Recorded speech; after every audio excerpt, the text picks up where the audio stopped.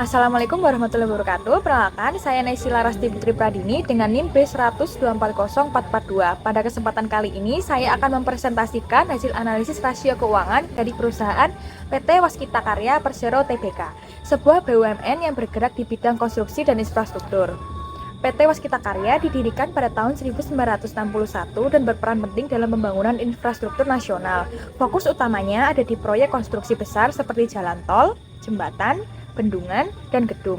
Selain itu, Waskita juga memiliki sejumlah anak usaha di bidang jalan tol dan properti. Perusahaan ini dikenal karena pengalaman panjang, reputasi kuat, serta hubungan baik dengan pemerintah dan lembaga keuangan. Ada beberapa faktor yang membuat Waskita memiliki daya saing tinggi, yaitu yang pertama, memiliki fasilitas dan peralatan konstruksi yang lengkap. Yang kedua, pengalaman teknis tinggi di proyek berskala besar.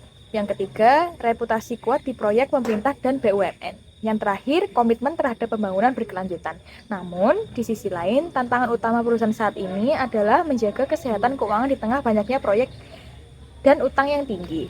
Selanjutnya, kita masuk ke bagian utama, yaitu analisis rasio keuangan tahun 2023. Saya menggunakan beberapa rasio penting, di antaranya DER, DAR, ROA, ROE, NPM, dan current ratio. Mari saya jelaskan satu persatu secara singkat.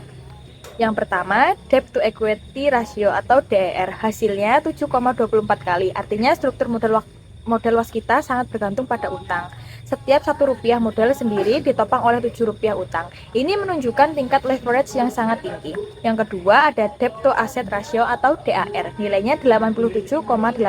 Artinya hampir 88% aset perusahaan dibiayai oleh utang. Kondisi ini menandakan risiko keuangan tinggi dan ketergantungan besar terhadap pendanaan eksternal. Yang ketiga ada return on asset atau ROA. ROA sebesar min 3,94% menunjukkan aset perusahaan belum produktif karena menghasilkan rugi bersih. Yang keempat ada return on equity atau ROE. ROE min 32,5%.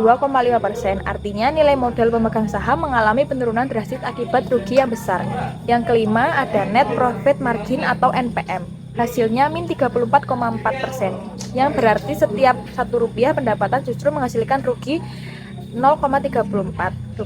Ini menunjukkan kinerja operasional yang menurun tajam. Yang terakhir ada current ratio, perkiraan 0,57 kali. Ini menunjukkan kemampuan perusahaan membayar kewajiban jangka pendek lemah, karena aset lancar tidak cukup menutup utang lancar.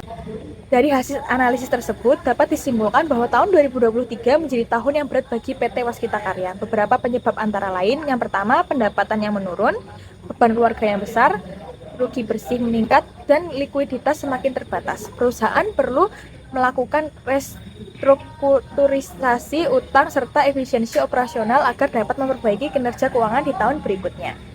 Demikian presentasi dari saya mengenai analisis rasio keuangan PT Waskita Karya tahun 2023. Semoga penjelasan ini dapat memberikan gambaran mengenai kondisi keuangan perusahaan BUMN di sekitar konstruksi. Terima kasih atas perhatiannya dan waktunya. Wassalamualaikum warahmatullahi wabarakatuh.